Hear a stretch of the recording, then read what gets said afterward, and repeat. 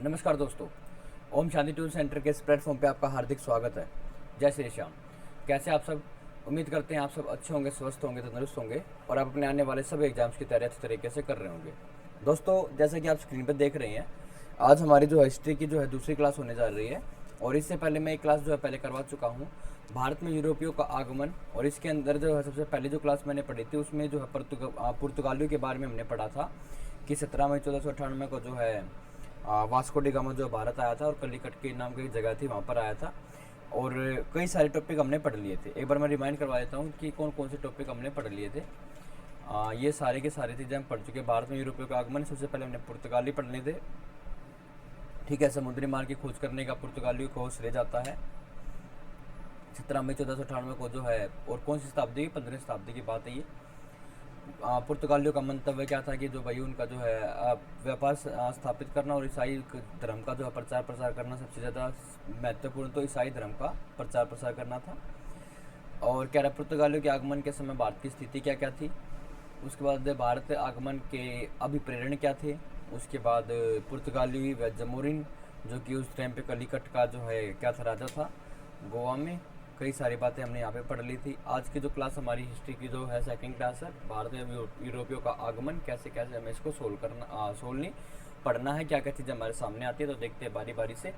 ठीक है, I hope आपको ये सारी जो बातें हैं, मैं यही उम्मीद करता हूँ कि मैं भैया अपना तरफ से अपना बेस्ट दे रहा हूँ आपको, और आपको ये सारी बातें जो अच्छे तरीके से समझ में आ रही होंगी।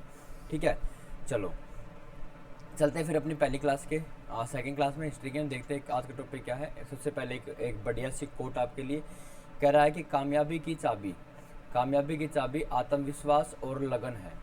अगर आपको कामयाब होना है, उसकी एक जो की होती है, जो लॉक हो रखी है आपकी कामयाबी, अगर उसको अनलॉक करना है आपको, तो आपके अंदर जो है सेल्फ कॉन्फिडेंस एंड एक हार्ड वर्क, लगन, ये दोनों की दोनों चीज़ें आपके अंदर होनी चाहिए, तो आपको कामयाबी 101% मिलेगी। यही उसकी क्या है, उस लॉक की है।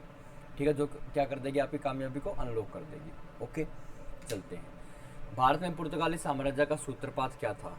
ठीक है, पुर्तगाली साम्राज्य का जो सूत्रपात था वो क्या था, मतलब कैसे कैसे इंडिया के अंदर आने के बाद उन्होंने अपने बॉन्डिंग बनाई, किस किस तरीके से उन्होंने जो है राज्य अपना प्रतिस्थापित किया, यहाँ पर देखेंगे बारी बारी से।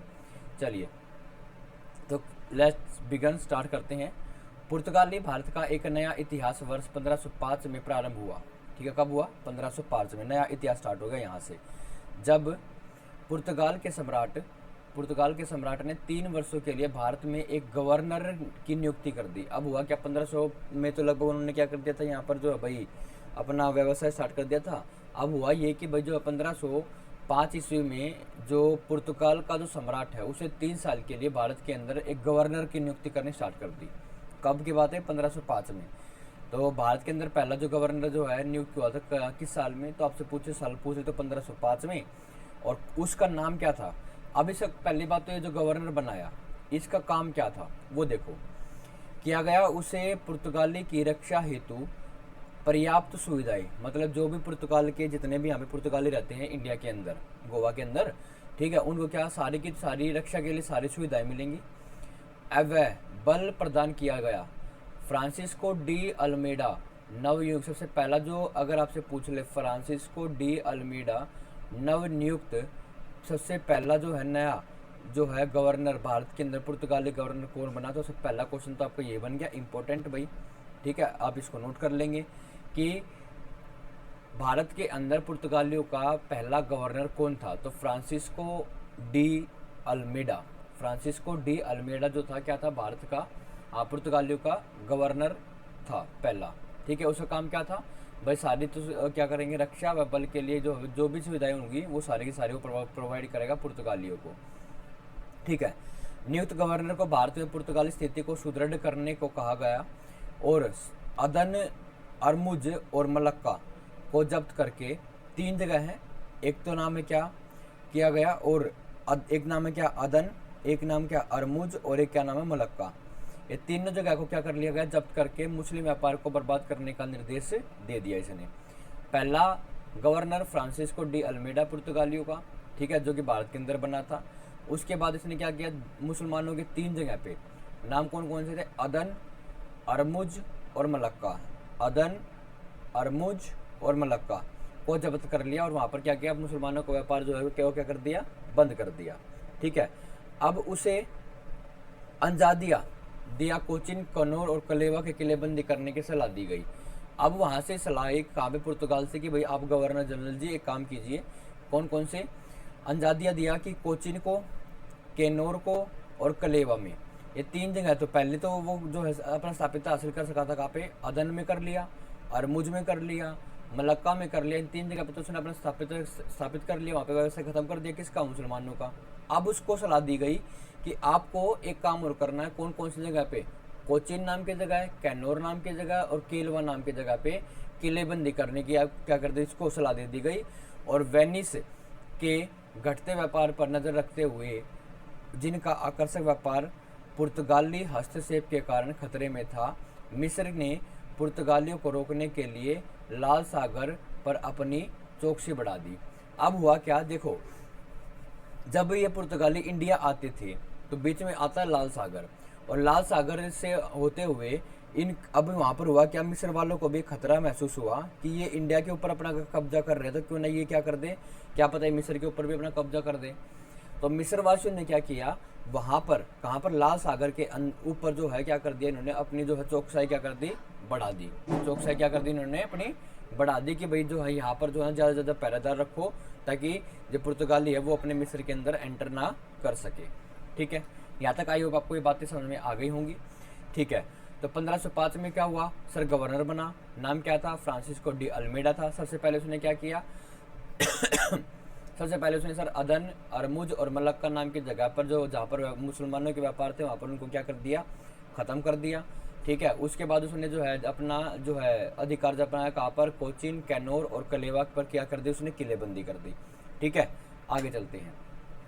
अब आगे ये फ्रांसिस्को डी अल्मेडा, जिसे उत्तरी अफ्रीका में मूर से युद्ध करना पड़ा। अब इसको फ्रांसिस्को डी अल्मेडा जो है, फ्रांसिस्को डी अल्मेडा जो है इसको किससे, अफ्रीका में, कहाँ पर, अफ्रीका में मूर से क्या करना पड़ा, इसको युद्ध करना पड़ा।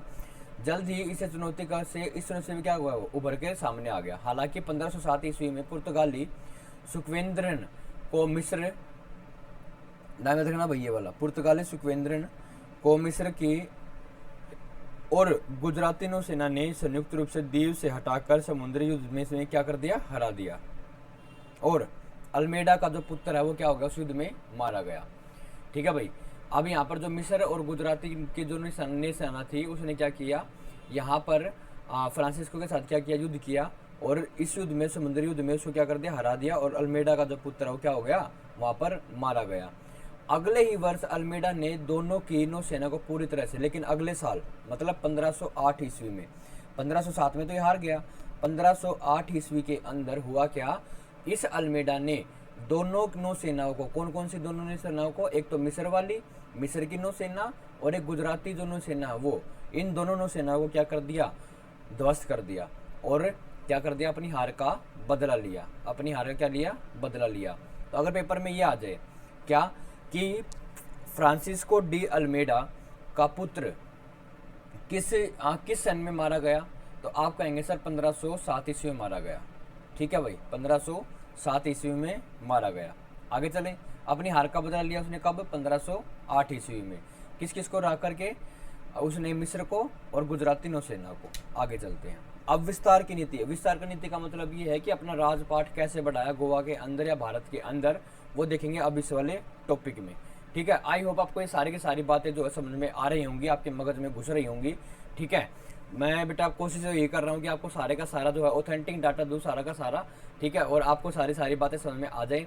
एक बात और बता रहा हूँ, जैसे ही ये पुर्तगाली वाला कंसेप्ट हमारा खत्म होगा, जब मैं आपको क्वेश्चन कराऊंगा ना, और ये जो क्वेश्चन कराऊंगा मैं कोशिश ये करूंगा कि लाइव कराऊं, और लाइव करवाने के बाद से पहले आप सारी जो दो मैंने पहले वाले क्लास देख लेना, दूसरे देख लेना, उसके बाद क्वेश्चंस के जब आप आंसर देंगे ना बेटा, तो उसमें आपको सोचने की जरूरत नहीं है, क्वेश्चन को पढ़ेंगे तभी आप आंसर दे देंगे, क्वेश्चन को पढ़ेंगे तभी आंसर दे देंगे।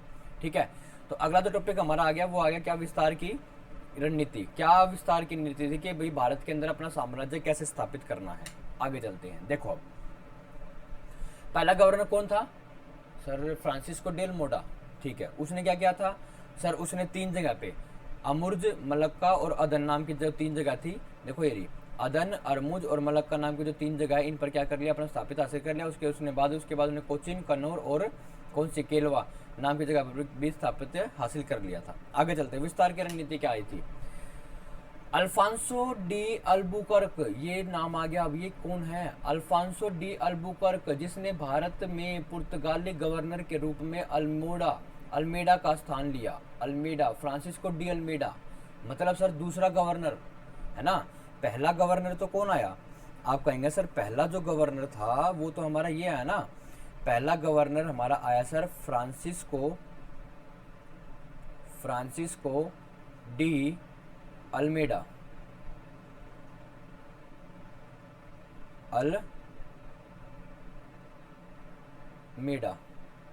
ठीक है। दूसरा कौन आया सर? इसके बाद तो जो आया ना वो आया था Alfonso de Albuquerque. Alfonso de Albuquerque आया सर। अच्छा जी, हाँ जी, अल्फांसो डी अल्बुकर्क आया।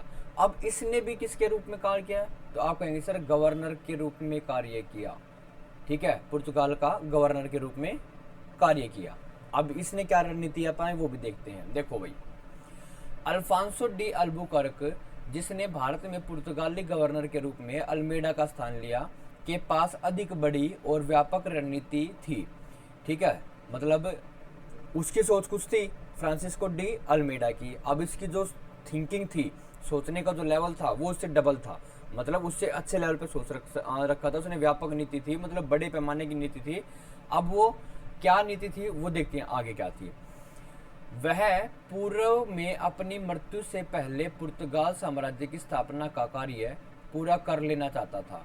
उसने पुर्तगाल के लिए हिंद महासागर के रणनीतिक नियंत्रण हेतु समुद्र के सभी प्रवेश द्वारों पर अपने बेस स्थापित कर दिए। अच्छा जी, देखो इसने कितना बड़ा काम किया। इसने क्या किया? हिंद महासागर के अंदर जितने भी क्या थे पुर्तगालों के लिए प्रवेश के द्वार थे हिंद महासागर के अंदर, उन पर क्या कर लिया? अपना बेस स्थापित कर लिया, अपनी एक पकड़ बना ली बढ़िया वाली कि यहाँ से कोई भी एंट्री करेगा तो हमसे पहले युद्ध करना पड़ेगा। किसके अंदर? हिंद महासागर के अंदर। ठीक है भाई, ओके। भारत में पुर्तगाली सत्ता की स्थापना में निर्णायक भूमिका द्वितीय गवर्नर अल्फांसो डी अल्बुकर्क रही। ये बताया मैंने। आप पुर्तगालों का जो दूसरा गवर्नर था वो कौन था? अल्फांसो डी क्या था? अल्बुकर्क था। और पहला कौन था? Francisco de Almeida. ठीक है, अल्मेडा अल्बुकर्क। ठीक है भाई, आप याद रखेंगे पहला गवर्नर फ्रांसिस्को डी अल्मेडा, दूसरा अल्फांसो डी अल्बुकर्क। एक क्वेश्चन आएगा एग्जाम के अंदर, मैं पहले बता रहा हूँ पुर्तगालों के ऊपर, देख लेना भाई अपना। ठीक है, आगे चलते हैं। अब हुआ क्या? अल्बुकर्क, अब जो ये अल्बुकर्क था भाई, जो ये दूसरा था अल्फांसो डी अल्बुकर्क, स्क्वेड्रन कमांडर के रूप में 1503 ईस्वी में भारत आया था। मतलब ये कमांडर बन के आया था पहले। कहाँ पर? 1503 ईस्वी में भारत में आया था। लेकिन 1509 ईस्वी में जब कौन था पहला गवर्नर यहाँ पर कौन था? तो आप कहेंगे सर फ्रांसिस्को डी अल्मेडा था 1507 ईस्वी में। अब हुआ क्या? 2 साल गैप आ गया, 1509 ईस्वी की बात आ रखी है। 1509 ईस्वी में उसे वायसराय नियुक्त कर दिया गया और 1515 ईस्वी तक उसने भारत में पुर्तगाली सत्ता की स्थापना में विशेष भूमिका निभाई। उसने 1510 ईस्वी में बीजापुर से गोवा छीनकर, किससे? बीजापुर से। किससे छीना है गोवा? याद रखना भाई, किससे छीना है? बीजापुर से। क्या छीन लिया? गोवा छीनकर ठोस शुरुआत की। गोवा एक प्राकृतिक बंदरगाह था। गोवा कैसा बंदरगाह था? प्राकृतिक बंदरगाह था। और इसे सामरिक स्थल भी है, एक सामरिक स्थल भी है। यहाँ से पुर्तगाली मालाबार व्यापार पर नियंत्रण करते थे। पुर्तगाली क्या करते थे? मालाबार का जो व्यापार था उस पर क्या करते थे? नियंत्रण करते थे।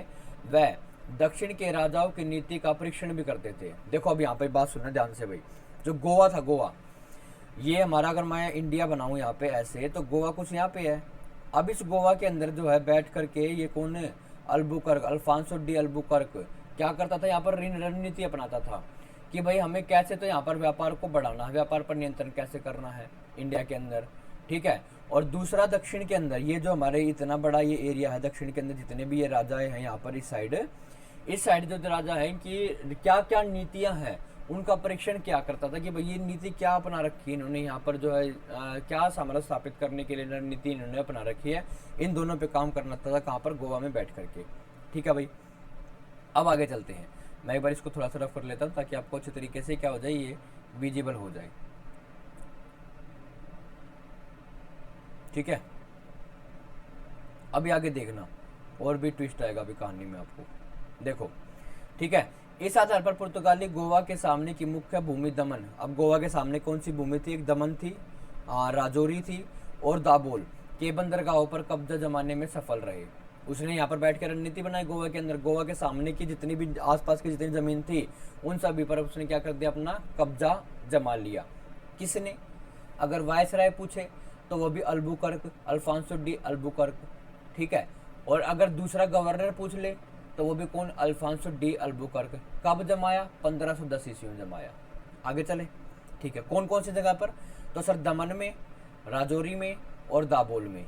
दमन, राजौरी और दाबोल में इसने क्या कर लिया, अपना स्थापत्य हासिल कर लिया, सफल हो गया वहां पे उस जमीन को हड़पने में। अच्छा जी, अल्बुकर्क ने हिंदू महिलाओं के साथ, अब यहाँ पर देखो भाई, हिंदुओं की जो महिला है उनके साथ क्या करनी, विवाह करने की जो नीति है वो अपना दी। ठीक है भाई, यहाँ पर विवाह करो और यहाँ पर जो है अपना जो है साम्राज्य स्थापित करो। हिंदुओं की महिलाओं के साथ क्या करो, शादी करो और अपना साम्राज्य स्थापित करो। ये नीति किसने अपनाई, ये नीति अपनाई अल्बुकर्क ने। किसने अपनाई भाई, अल्बुकर्क ने अपनाई। ठीक है, अच्छा अब हुआ क्या, 1515 ईस्वी में ही मलक्का और कुर्मुस ईरान पर पुर्तगाल आधिपत्य कायम हो गया। अल्बुकर्क के समय पुर्तगाली भारत में एक मजबूत नौसैनिक शक्ति के रूप में स्थापित हो चुका था। कब तक के बात है, 1515 ईस्वी में जो है एक मजबूत जो है यहाँ पर क्या हो सकता है, नौसैनिक के रूप में पुर्तगाल जो है अपने पाँव यहाँ पर जमा चुका था। ठीक है भाई, अब आगे चलते हैं नेक्स्ट स्लाइड पे। अब क्या आ गया भाई, टॉपिक हमारा आ गया गोवा पर कब्जा। किसके ऊपर, गोवा के ऊपर क्या करेगा, अब ये कब्जा करेगा। पढ़ें इसको भी, चलो देखते हैं यहाँ से क्या क्या बातें सामने आती हैं। चलो अब देखो क्या क्वेश्चन है, कहता है कि 1510 ईस्वी में अल्बुकर्क ने गोवा पर आसानी से कब्जा कर लिया, जो बीजापुर के सुल्तान का प्रमुख पतन था। बीजापुर का जो सुल्तान था, गोवा पे इनका क्या हो गया, कब्जा स्थापित हो गया। और उसके बाद जो बीजापुर का जो सुल्तान था उसको हराया। ठीक है, उसको हरा करके 1510 में अपना जो है अधिकार वहाँ पे जमा लिया। यह अलेक्जेंडर के बाद पहला भारतीय क्षेत्र था जो यूरोपियों के अधीन आया। मतलब पहले एक जगह और थी जिसका नाम था अलेक्जेंडर, और उसके बाद दूसरी क्षेत्र था जो यूरोपियों के अधीन में आ गया। मलक्का 1511 ईस्वी में ही पुर्तगाल पर प्रभुत्व कायम हो चुका था। अब ये मलक्का भी क्या एक जगह है। मलक्का पर अधिकार कब किया, 1511 में। मलक्का पर कब किया, 1511 में। और ये जो क्या नाम था, बीजापुर के सुल्तान को जो है बीजापुर पर कब किया, 1509 में। ठीक है भाई, आगे चलते हैं। लाल सागर के मुहाने पर स्थित सोकोत्रा द्वीप, सुमात्रा के सचिन दुर्ग, श्रीलंका के कोलंबो इत्यादि में नए किले स्थापित किए गए। अब देखो इन्होंने क्या कहाँ पर क्या किया। देखो लाल सागर का जो मुहाना है वहां पर, लाल सागर के मुहाने पर पहला तो ये वाला किले देखने कहाँ पर बनाए इन्होंने। फिर स्थित उसके बाद सोकोत्रा द्वीप, मतलब ये सारे लाल सागर के ही पार्ट है, सोकोत्रा द्वीप। फिर सुमात्रा के सचिन दुर्ग पर, ठीक है, सुमात्रा के सचिन दुर्ग पर दो हो गए। पहला तो ये वाला हो गया सोकोत्रा द्वीप जो लाल सागर के अंदर है। सुमात्रा के सचिन दुर्ग दूसरा हो गया। और श्रीलंका के कोलंबो, श्रीलंका की जो राजधानी है कोलंबो, वहां पर नंबर 3 ये वाला हो गया। ठीक है भाई, 3 जगह पर उन्होंने क्या कर दिए, अपने किले स्थापित कर दिए। जावा, थाईलैंड, पेग्यू इत्यादि से भी संपर्क स्थापित किए गए। 1518 ईस्वी में पुर्तगालियों ने चीन के संचाओ द्वीप पर बस्ती बसानी क्या कर दी, शुरू कर दी। कब, 1518 में। आगे चलें, चलो सर। पुर्तगालियों ने, अब देखना भाई यहाँ पर ये गोवा की बात कर रहे हैं सारे के सारे। पुर्तगालियों ने पश्चिम भारत में विभिन्न क्षेत्रों पर अपना आधिपत्य स्थापित किया। अब देखना बताएगा यहाँ पर कब कब कौन से टाइम पर। पहला कहाँ पर किया, 1531 ईस्वी में चौल नाम की एक जगह वहाँ पर। तो चौल पर अपना स्थापित कब किया, कब्जा कब किया, तो 1531 में। 1532 ईस्वी में कहाँ पर किया, दीव में किया। 1532 ईस्वी में कहाँ पर किया, नंबर 2 दीव में किया। और 1534 ईस्वी में सोलसेट और बेसिन पर, सोलसेट और बेसिन पर कब किया, 1534 ईस्वी में, नंबर 3 पे ये आ गया। फिर क्या रहा, 1536 ईस्वी में कहाँ पर किया, क्रोगनोर तथा मंगलोर नाम की जगह पर कर लिया। क्रोगानोर और मंगलोर नाम की जो जगह है वहाँ पर किया। तो चौथे नंबर पर ये आ गया, ठीक है। नहीं 1536 में देखो कहाँ कहाँ पर हुआ है। मैक्रोगना तथा मंगलोर, होनावर, बथकल, कैनोर, कोविलोन, भावनगर इत्यादि क्षेत्रों में अपना कब्जा जमा कर इनमें से कुछ क्षेत्रों पर अपने कारखाने क्या कर दिए, खोल दिए भाई। अब इन सारी जगह पर इन्होंने अपना क्या कर लिया, स्थापित हासिल कर लिया गोवा के अंदर, और यहाँ पर क्या कर दिया, इन्होंने अपने अपने कारखाने खोल दिए। उन्होंने कारखानों का दुर्गीकरण आरंभ कर दिया। कारखानों का क्या कर दिया उन्होंने, दुर्गीकरण जो है आरंभ कर किया। कारखानों का सर्वोच्च अधिकारी पुर्तगाल का सम्राट द्वारा नियुक्त होता था। अब अगर आपसे पूछ ले जो कारखानों का सर्वोच्च अधिकारी था वो किसके द्वारा नियुक्त होता था, तो आप बताएंगे सर वो होता था पुर्तगाल के सम्राट के द्वारा, ठीक है भाई। अब पुर्तगालियों का व्यापार का प्रभुत्व कैसे कैसे था आगे देखते हैं, चलो इसको भी पढ़ लेते हैं। ये हमारी आज की लास्ट स्लाइड होगी। आई होप आपको ये सारी की सारी जो बातें मैंने आपको बताई हैं वो अच्छी तरीके से समझ में आ गई होगी। देखो भाई, पुर्तगालियों ने पूर्वी तट के साथ सीधा संपर्क स्थापित करने का प्रयास किया। कोरोमंडल तट पर स्थित मसूलीपट्टम, पुलिकट इत्यादि शहरों से वे वस्त्र आदि वस्तु इकट्ठा करते थे। अब देख लो कहाँ पर, मसूलीपट्टम नाम की जो जगह है और पुलिकट नाम की जगह वहाँ पर के वहाँ से क्या लेते थे, वस्त्र इकट्ठे करते थे। मलक्का, मनीला इत्यादि पूर्वी एशियाई जो क्षेत्र है वहाँ से व्यापार करने के लिए नागापट्टम पुर्तगालियों का एक प्रमुख बंदरगाह बन गया था, ठीक है भाई। कौन सा, नागापट्टम क्या बन गया था, ये एक पुर्तगालियों का एक प्रमुख बंदरगाह बन गया था, ठीक है, व्यापार करने के लिए। अब नागापट्टम के उत्तर में स्थित एक नाम है जिसका नाम है सैंथोम, जो कि मेलपुर में है। पुर्तगालियों की बस्ती थी। बंगाल के शासन महमूद शाह, देखो ये बंगाल का एक शासक है जिसका नाम है महमूद शाह ने पुर्तगालियों को 1536 ईस्वी में चटगांव और संतगांव में फैक्ट्री खोलने की अनुमति दी। अब अगर ये आ जाए किस मुसलमान शासक ने या किस मुस्लिम शासक ने, ठीक है भाई, किसको, पुर्तगालियों को शासन करने की अनुमति दी, कहाँ पर, चटगांव में, सतगांव में क्या करने के लिए, फैक्ट्री खोलने की अनुमति दे दी। कब दे दी, 1536 में। तो उसका नाम क्या था, महमूद शाह था। क्या नाम था उसका, महमूद शाह, ठीक है। अकबर की अनुमति से हुगली, अब अकबर ने भी अनुमति दी है, एक तो दी है किसने, महमूद शाह, ठीक है भाई, और एक दिया किसने भाई, अकबर ने, ठीक है, किसने, अकबर ने। इसने कब दी, 1536 ईस्वी में। कहाँ पर खोल लो भाई, एक तो भाई आप खोल लो कहाँ पर, चटगांव में, कहाँ पर, चटगांव में, और दूसरा आप खोल लो कहाँ पर, फैक्ट्री सतगांव में। किसमें, एक मिनट भाई, किसके अंदर खोल लो, सतगांव के अंदर आप क्या कर लो, फैक्ट्री खोल लो। अकबर ने भी जगह दी है इनको परमिशन कि आप भी खोल लो भाई। तो अकबर ने भी अनुमति दी, कहाँ से, हुगली से, कि भाई आप हुगली के अंदर क्या खोल लो, फैक्ट्री खोल लो। हुगली नाम की जगह है वहाँ पर क्या करो, फैक्ट्री खोल लो। फिर आया भाई कौन, शाहजहाँ ने भी भाई क्या किया, लो भाई तुम भी आओ और अपने कारखाने खोल लो। शाहजहाँ के फरमान से बुंदेल, कहाँ पर, शाहजहाँ ने कहाँ पर, बुंदेल। अब पेपर में ये आएगा भाई, चटगांव और सतगांव में किस मुस्लिम शासक ने पुर्तगालियों को फैक्ट्री खोलने की अनुमति दी, तो महमूद शाह ने। बुंदेल से किसने दी, शाहजहाँ ने। हुगली से किसने दी, अकबर ने दी। बात समझ में आ गई, ठीक है सर। अब कौन सी सदी चल गई सर, 16वीं, क्योंकि 1600 जो है आ गया है, 1601 1602 ऐसे चलेंगे। तो कारखाने खुले और 16वीं सदी के दौरान पूर्वी तट पर किलेबंदी नहीं हुई।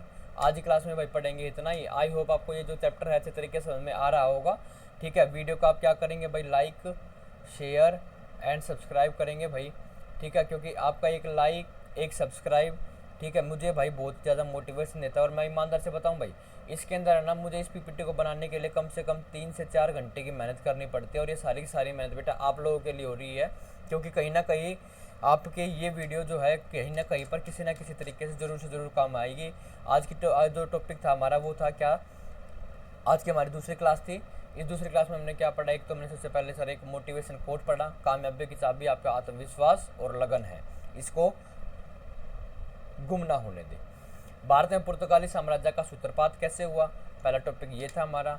विस्तार की रणनीति क्या थी, उसके बाद हमने पढ़ा कि यहाँ पर गोवा पर कब्जे कैसे कैसे हुआ, उसके बाद पुर्तगालियों का व्यापार का प्रभुत्व कैसे कैसा था, और उसके बाद हमारा जो है लास्ट था लाइक, शेयर एंड सब्सक्राइब वाला टॉपिक। आज की वीडियो में पढ़ेंगे हम इतना ही। और मैं आप लोगों को एक बात और बता देता हूँ, जैसे ही टॉपिक स्टार्ट होगा इसके बाद हमारा जो है मैं आपको दिखा देता हूँ अभी हम जो करेंगे बेटा वो करेंगे, कुछ ऐसे क्वेश्चंस आपको देखने को मिलेंगे।